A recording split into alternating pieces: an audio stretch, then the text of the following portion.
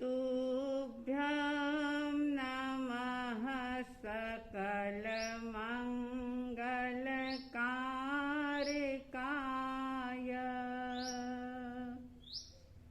तुभ्यं नमः सकलनिवृत्तिदायकाय।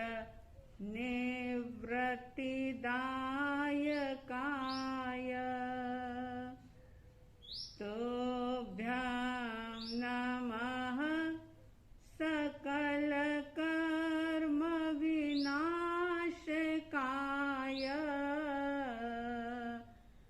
तुभ्यं नमः सकलतत्त्वनिरूपकाय।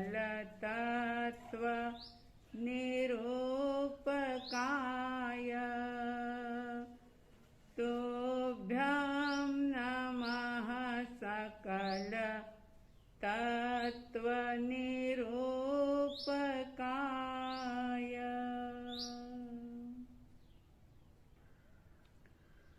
श्रद्धालु, जिज्ञासु श्रोताओं, पर्वाधिराज महापर्व पर्युषण के चतुर्थ दिवस पर साध्वी द्वय तहे दिल से आप सभी के लिए मंगल कामना करती है कि ये पर्व के दिन आपके भीतर को पवित्र बनाने वाले हों। आप ज्यादा से ज्यादा स्वाध्याय, अनुप्रेक्षा, सामयिक प्रतिक्रमण, आलोचना, ज्ञान, ध्यान आदि करके अपने कर्मों की निर्जरा कर सकें और अपने लक्ष्य की ओर, मंजिल की ओर आगे से आगे बढ़ते रहें। इन पावन पवित्र दिवसों में आत्मबल को बढ़ाने वाला, मनोबल को सुदृढ़ करने वाला ऐसा अंतगढ़ दशा सूत्र जिसका स्वाध्याय किया जाता है, इस सूत्र में वर्णित हरेक आत्मा जिन्होंने तप और संयम के द्वारा अपने आप को भावित किया, कर्मों की निर्जरा की और सिद्ध बुद्ध मुक्त अवस्था को प्राप्त किया। इस सूत्र का तीसरे वर्ग का 8वां अध्ययन चल रहा था। श्री कृष्ण वासुदेव ने अपनी माता देवकी को आश्वासन दिया, मधुर शब्दों से उन्हें आश्वस्त किया कि निश्चित रूप से मुझे एक सहोदर भाई की प्राप्ति होगी। माता देवकी समय बीतने पर शुभ स्वप्न देख करके एक सुंदर सुकुमार पुत्र को जन्म देती है और वह बच्चा कहा जाता है कि हाथी के तालू के से भी ज्यादा सुकोमल उसका शरीर था, इसलिए उस बेटे का नाम गजसुकुमार रखा गया। गजसुकुमार जो श्री कृष्ण वासुदेव के छोटे भाई वसुदेव और देवकी के सुपुत्र, आप अंदाज कर सकते हैं, कल्पना कर सकते हैं कि कैसे उनका लालन पालन हुआ होगा, कैसी सुख सुविधा के अंदर कितने लाड़ प्यार के साथ उनकी परवरिश हुई होगी। समय बीत जाता है, जब बचपन पूरा हुआ और अभी यौवन की दहलीज पर कदम ही रखा था कि संयोगवश अरिष्ट नेमी परमात्मा का पदार्पण होता है। श्री कृष्ण वासुदेव परमात्मा के दर्शन करने के लिए जाने की तैयारी करते हैं। बहुत सारे सेठ, सेनापति, द्वारिका के निवासी कई लोग जो परमात्मा के दर्शन करने के लिए उनके धर्म प्रवचन को सुनने के लिए, अमृतवाणी का पान करने के लिए जाते हैं। श्री कृष्ण भी अपने साथ अपने छोटे भाई गजसुकुमाल को भी लेकर के गए और उनके दिलो दिमाग में गजसुकुमाल के विवाह के विचार चलते रहते थे और जहां कहीं भी किसी भी सुंदर कन्या को वे देखते कि तुरंत उसकी याचना करते और उसे कन्याओं के अंतःपुर में रखवा दिया जाता था, जैसा कि उस समय की व्यवस्था थी। अब जब वो परमात्मा के दर्शन करने के लिए जा रहे थे, रास्ते में सोमिल ब्राह्मण की सुपुत्री सोमा, जो बड़ी ही रूपवान थी, ब्यूटीफुल थी, उसे देखा और श्री कृष्ण वासुदेव ने अपने राज पुरुषों को भेज करके सोमिल ब्राह्मण से उस कन्या की भी याचना करवा ली। सोमिल ब्राह्मण, जो उस जमाने का प्रकांड पंडित, वेद वेदांत का ज्ञाता था, और जैसे ही उसने देखा मन प्रफुल्लित हुआ कि मेरी बेटी कितनी भाग्यशाली है, सौभाग्यशाली है कि श्री कृष्ण के छोटे भाई की पत्नी बनने का उसे सौभाग्य प्राप्त होगा। तुरंत ही उन्होंने सहर्ष अनुमति दे दी और सोमा को कन्याओं के अंतःपुर में रख दिया जाता है। प्रकृति के गर्भ में क्या छिपा है, कोई नहीं जानता। शायद गजसुकुमाल ने भी नहीं सोचा होगा कि मैं जा रहा हूं तो पूरी तरह से बदल करके आऊंगा। शायद उन्होंने भी कल्पना नहीं की होगी। पहली बार धर्म उपदेश को सुना, जब वो जाते हैं तो परमात्मा सभी को एक जैसा संदेश देते हैं। जैसे बरसात जब होती है, मेघ जब बरसते हैं, तो मेघ कोई किसी भूमिखंड के लिए विशेष रूप से नहीं बरसते, वे तो एक जैसे बरसते हैं। अलग अलग स्थान, अलग अलग वस्तुएं अपने स्वभाव के अनुसार, अपनी काबिलियत और योग्यता के अनुसार उसको उस रूप में परिणत कर देती है, परिवर्तित कर देती है। जैसे अगर बरसात का पानी खेतों में गिर जाए तो फसल तैयार होती है। अगर सड़क पर गिर जाए तो सड़क की गंदगी, दाग आदि दूर होते हैं। वही पानी अगर कांटे के पौधे में गिर जाए तो वह कांटा और ज्यादा बढ़ जाता है, और वही पानी अगर गुलाब के पौधे में गिर जाए तो गुलाब उससे सुगंध ग्रहण कर लेता है। यानी कि पानी वही होता है, लेकिन सभी उसे अपने अपने अनुसार ग्रहण करते हैं। परमात्मा की वाणी भी एक जैसी बरसती है। परमात्मा के मन में किसी प्रकार का कोई पक्षपात नहीं होता, कोई भेदभाव नहीं होता। वे तो सबको एक जैसा उपदेश देते हैं। सभी ने परमात्मा के धर्म उपदेश को सुना, लेकिन गजसुकुमाल ने जो सुना वो उनके अंतर को, उनके पूरे जीवन को परिवर्तित करने वाला बन गया। पूरे जीवन का रूपांतरण हो गया, सत्य का बोध हो गया, सत्य समझ में आ गया, नश्वर और शाश्वत के बीच का भेद समझ में आ गया। मैं कौन हूं ये पहचान हो गई, मेरा क्या है ये बात समझ में आ गई और वैराग्य आ गया।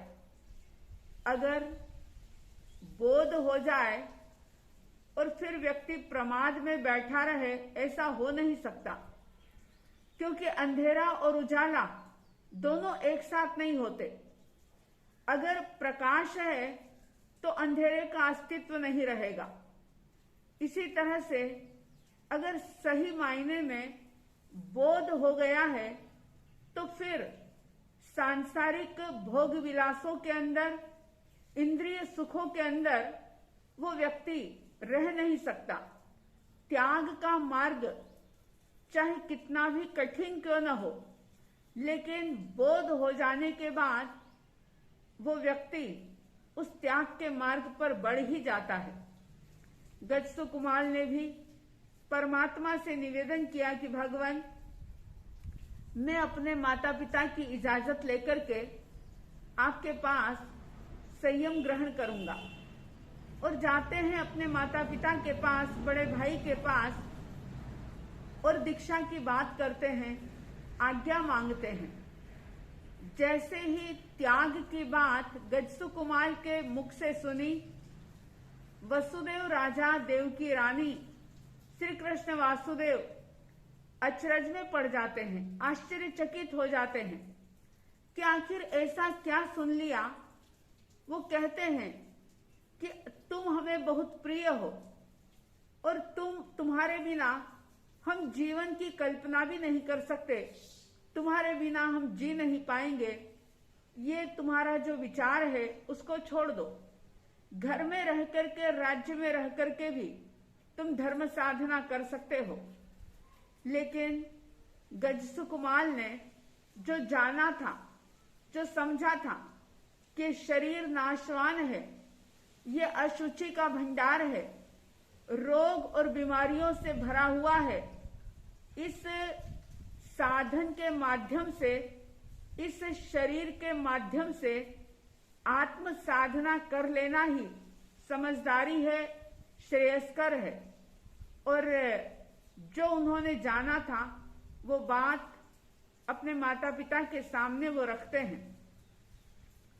बहुत वार्तालाप होता है आपस में, लेकिन किसी भी प्रकार का कोई भी प्रलोभन या कोई भी मोह की बात, राग की बात गजसुकुमार के वैराग्य को तोड़ना तो दूर, उसे मिटाना तो दूर, लेकिन जरा सा धूमिल भी नहीं कर पाई।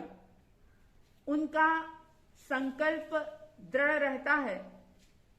आखिर माता पिता ने देखा कि अब ये मानने वाले हैं नहीं, तो उन्होंने अंतिम बात रखी कि हम तुम्हें राजा के रूप में देखना चाहते हैं। एक दिन के लिए ही क्यों न हो, लेकिन हम तुम्हारा राज्याभिषेक करना चाहते हैं। जब ये बात सुनी तो गजसुकुमार मौन रह जाते हैं, कोई जवाब नहीं दिया। माता पिता श्री कृष्ण जी सोचते हैं कि शायद अब राज सिंहासन पर बैठने के बाद इनका विचार परिवर्तित हो जाएगा। बिना विलंब किए शीघ्र ही उनके राज्याभिषेक की तैयारियां होती है और बहुत ही ठाट बाट के साथ, पूरे विधि विधान के साथ गजसुकुमार का राज्याभिषेक किया जाता है। बड़े बड़े राजा महाराजा, बड़े बड़े सम्राट गजसुकुमार राजा के सामने उपस्थित होते हैं। बहुमूल्य आभूषण, हीरे माणिक मोती जवाहरात, बहुमूल्य भेंट लेकर के श्री कृष्ण के सामने उपस्थित हैं। श्री कृष्ण गजसुकुमार सारी उस भेंट को देख रहे हैं, सारे नजराने को स्वीकार कर रहे हैं और सबके अभिवादन को भी झेल रहे हैं, स्वीकार कर रहे हैं। लेकिन भीतर में वैराग्य की धारा बह रही है, भीतर में अलग ही चिंतन चल रहा है। और जो परमात्मा की धर्म देशना सुनी थी, वही उनके अंदर में उसी का चिंतन, मनन और मंथन चल रहा है। प्रेरणा लेने जैसी बात कि गजसुकुमार जो कि परमात्मा की धर्म सभा से राज सिंहासन पर आ गए, लेकिन उनके भीतर में वही प्रभु की वाणी का नाद गूंज रहा था। और आजकल के लोग जो तन से शरीर से धर्म स्थानक में होते हैं, लेकिन धर्म स्थान में बैठने के बावजूद भी उनके दिलो दिमाग में दूसरा ही चिंतन चलता रहता है। और यही कारण है कि आज क्रियाओं के रूप में कितनी भी धर्म साधना होती चली जा रही है, लेकिन भीतर में कोई बदलाव, कोई चेंज नजर नहीं आता। उसका एक ही कारण कि व्यक्ति देह से कहीं होता है, दिल से कहीं और होता है। और जब तक ये भेद रहेगा तब तक वो साधना के मार्ग पर आगे नहीं बढ़ पाएगा। जब श्री कृष्ण वासुदेव और गस्सु कुमार के माता पिता उनके सामने उपस्थित होते हैं और हाथ जोड़ करके निवेदन करते हैं कि राजन की क्या इजाजत है, क्या आज्ञा है। वे तो सोच रहे थे कि राज्य विस्तार की बात होगी, अन्य कुछ आदेश मिलेगा। लेकिन गस्सु कुमार ने कहा कि मुझे तो संयम लेना है, मेरी दीक्षा की तैयारियां करो। बहुत ही उल्लासपूर्ण वातावरण में, बहुत धर्म की जाहो जलाली के साथ गस्सु कुमार ने संयम अंगीकार किया, अपने आप को अरिष्टनेमी परमात्मा के चरणों में समर्पित कर दिया। और जिस दिन दीक्षा ली उसी दिन देखिए, कोई भी उन्होंने शास्त्र का अध्ययन नहीं किया था। साधुचर्या कैसी होती है, साधु के क्या नियम होते हैं, ये भी उन्हें नहीं पता था। दीक्षा लेने के बाद तुरंत ही परमात्मा से आज्ञा लेते हैं भिक्षु प्रतिमा की, और महाकाल शमशान में जाकर के भिक्षु प्रतिमा अंगीकार करते हैं। परमात्मा तो घट घट के अंतर्यामी थे, सर्वज्ञ सर्वदर्शी थे, सब कुछ जान रहे थे, देख रहे थे। और जानते थे वो कि अभी दीक्षित ये गस्सु कुमार जो मुनि बने हैं, वे बहुत जल्दी अपने कार्य को सिद्ध कर लेंगे। और महाकाल शमशान में जब वे प्रतिमा धारण कर रहे थे और ध्यान अवस्था के अंदर लीन थे, उसी वक्त सोमिल ब्राह्मण वहां से निकलता है। और उसने जैसे ही गस्सु कुमार मुनि को देखा, निमित्त तो ये बन गया कि मेरी बेटी का क्या दोष है कि उसको छोड़ करके इन्होंने दीक्षा ले ली। उसके साथ विवाह की बात हुई और विवाह किए बिना ही ये साधु कैसे बन गए। निमित्त ये बना, लेकिन वास्तव में पिछले जन्म के वेर के कर्म जो थे वो उदय में आए। और सोमिल ब्राह्मण एकदम से क्रोधित होता है, और क्रोध में जब व्यक्ति होता है तो उसका विवेक खत्म हो जाता है। क्रोधी व्यक्ति हमेशा ही अंधा होता है, देख नहीं पाता कि मैं क्या कर रहा हूं। सोमिल ब्राह्मण ने भी उसी वक्त गीली मिट्टी लेकर के आता है। गीली मिट्टी से गस्सु कुमार के सिर पर पाल बांध देता है, और पास ही जो चिता जल रही थी वहां से अंगारे लेकर के आया, और क्रोध ही क्रोध के अंदर गस्सु कुमार के सिर पर उन्होंने धधकते हुए अंगारे रख दिए। सिर्फ कल्पना ही करो, देखिए ये कोई काल्पनिक कथा नहीं है, ये सत्य हकीकत में घटी हुई घटना है। गस्सु कुमार मुनि के जीवन से संबंधित ये घटना, क्या स्थिति हुई होगी। पहला ही दिन है दीक्षा का, पहली ही साधना के अंदर वे उतरे हैं, और उसी वक्त इतना कठिन, इतना कठोर परीक्षा उनके सामने आया, ऐसा उपसर्ग उनके सामने आया। लेकिन मजे की बात तो ये कि वे उस उपसर्ग में जरा से भी विचलित नहीं हुए। उन्होंने आंख उघाड़ करके क्रोध भरी नजर में उस सोमिल को देखा तक नहीं, अपनी साधना में लीन थे। उनके रोम रोम में ये नाद गूंज रहा था जो जन में है वह मैं नहीं हूँ, जो मरता है वह मैं नहीं हूँ, जो मरता है वह मैं नहीं हूँ, जो जन्मे वह भी मैं नहीं हूँ। पुद्गल का मिलना बिछुड़ना है, पुद्गल का मिलना बिछुड़ना है। मैं पुद्गल नहीं अविनाशी हूँ, मैं पुद्गल नहीं अविनाशी हूँ। एक ही प्रवचन 11 अंग बन गए उनके लिए। सारे शास्त्रों का सार उन्होंने पा लिया और ऐसी समता, ऐसा संभाव धारण किया कि उस सिर पर धधकते हुए अंगारों की वेदना को भी उन्होंने वेदना के रूप में उसे स्वीकार नहीं किया, क्योंकि भेद ज्ञान इतना प्रखर हो चुका था कि मैं तो आत्मा हूं, मैं अजर अमर हूं। इस शरीर को तो कोई जला सकता है, कोई मार सकता है, लेकिन मुझे कोई मार नहीं सकता। मारना तो दूर, मैं तो अरूपी हूं, मुझे तो कोई देख भी नहीं सकता। और बस इसी ज्ञान के बल पर उन्होंने सारे ही कर्मों को क्षय किया, जिन कर्मों को क्षय करने में जन्मों जन्म लग जाते हैं। देखिए, संयम लिया और संयम लेते ही ऐसी साधना की कि उसी वक्त केवल ज्ञान और केवल दर्शन की प्राप्ति हो जाती है और वे सिद्ध बुद्ध और मुक्त हो जाते हैं। दूसरे दिन श्री कृष्ण वासुदेव परमात्मा के दर्शन करने के लिए और अपने भाई को देखने के लिए आते हैं।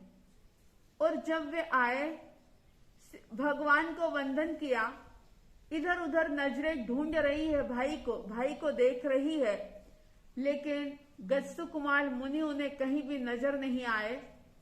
तो आखिर उन्होंने प्रभु से पूछा कि भगवान, गत्सु कुमार मुनि कहाँ है, मेरा छोटा भाई कहाँ है? तब परमात्मा ने फरमाया कि हे श्री कृष्ण, उन्होंने जिस उद्देश्य के लिए दीक्षा ली थी, उस लक्ष्य को, उस उद्देश्य को उन्होंने प्राप्त कर लिया है। श्री कृष्ण एकाएक समझ नहीं पाए। परमात्मा सारी बात उनको बताते हैं। जैसे ही बात सुनी तो श्री कृष्ण ने कहा कि ऐसा कौन वो व्यक्ति था जो मृत्यु की चाहना रखने वाला, जिसने मेरे भाई को इतना कष्ट दिया। तब प्रभु कहते हैं कि उन्होंने कष्ट नहीं दिया, बल्कि उन्होंने उनके मुक्ति को प्राप्त कराने में सहयोग किया है।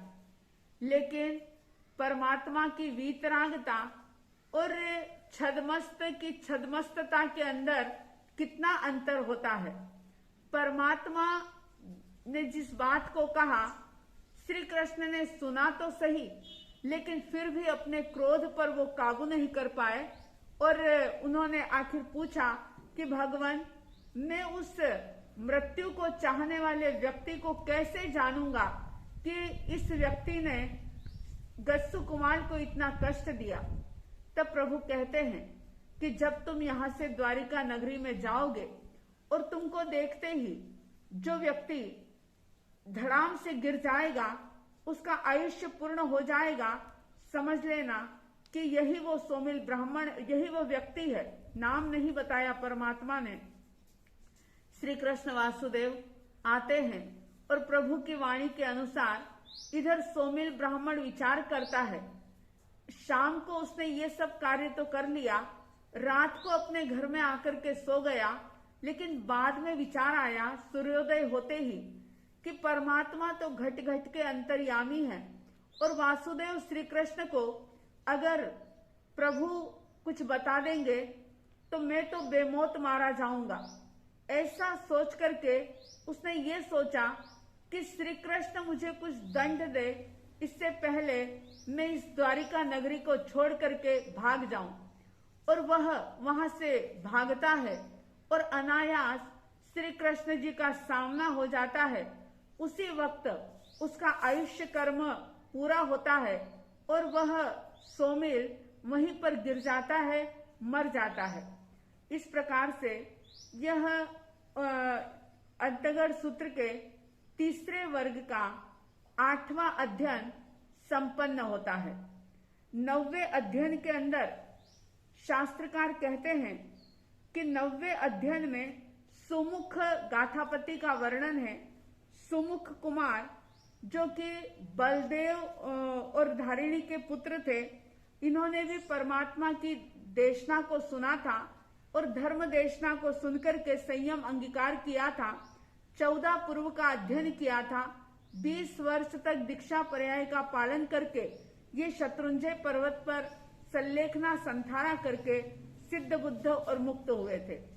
इसी तरह से 10वें अध्ययन में दुर्मुख कुमार का वर्णन, 11वें अध्ययन में कूप दारुक कुमार का वर्णन, 12वें अध्ययन में दारुक कुमार का वर्णन। ये जो थे ये वसुदेव और धारिणी के बेटे थे। 13वें अध्ययन के अंदर अनादृष्टि कुमार का वर्णन है। ये भी बलदेव और वसुदेव और धारिणी के सुपुत्र थे। इन्होंने भी परमात्मा की श्रीवाणी को, जिनवाणी को सुना और परमात्मा के धर्म उपदेश को सुनकर के वैराग्य को धारण किया, संयम अंगीकार करके तब संयम की साधना से अपने आप को शुद्ध किया, विशुद्ध किया और साधक से सिद्ध अवस्था को प्राप्त किया। अंतिम समय में सभी ने सल्लेखना संथारा करके इस शरीर का त्याग किया। इस प्रकार से इस तीसरे वर्ग के ये 13 अध्ययन संपन्न होते हैं। गजसु कुमार मुनि का जो वर्णन है ये हमें शांति, संभाव और क्षमा की प्रेरणा देता है। जीवन में जितना धैर्य होगा, जितनी शांति होगी और जितना संभाव होगा, उतनी ही साधना जो है वह सिद्धि की ओर बढ़ाने वाली होगी। अगर जीवन में धैर्य नहीं, संभाव नहीं, शांति नहीं, तो ऐसे में हमारी साधना मन को तो एक संतोष, तसल्ली दे सकती है, लेकिन सिद्धि तक पहुंचाने में सहयोगी नहीं बन सकती। जीवन के अंदर सिर्फ आध्यात्मिक क्षेत्र में ही नहीं, लेकिन जीवन के प्रत्येक क्षेत्र में संभाव, धैर्य, शांति बहुत जरूरी है। आज धैर्य के अभाव में व्यक्ति पग पग पर दुखी होता चला जा रहा है। परिवार हो, समाज हो, हर जगह धैर्य के अभाव में कई प्रकार के विवाद खड़े होते हैं। और इतना ही नहीं, जहां धीरज नहीं होता वहां पर व्यक्ति कई अनर्थों का सृजन कर लेता है और कई बार अपने धीरज के अभाव में अपनी जान से भी हाथ धो लेता है। जीवन में धैर्य को बढ़ाएं, समता का गुण बढ़े, संभाव आए। इस गजसु कुमार मुनि के अध्ययन को सुनकर के अवश्य कुछ न कुछ प्रेरणा ग्रहण करें। सुनने को तो हर साल ही ये शास्त्र सुना जाता है, स्वाध्याय किया जाता है, लेकिन जब तक इसमें से कुछ ग्रहण करने का संकल्प नहीं किया जाएगा, तब तक ये सिर्फ मनोरंजन करने वाला बन पाएगा, लेकिन आत्मा से इसका कोई संबंध जुड़ नहीं पाएगा। आपके हमारे सबके जीवन में समभाव की साधना प्रवर्धमान हो, हमारे राग द्वेष मंद हो, कषाय मंद हो, हम सम्यक्त्व की दिशा में आगे बढ़ें, ऐसी हार्दिक हार्दिक शुभ मंगल भावनाओं के साथ जय प्रभु महावीर, जय गुरु आनंद।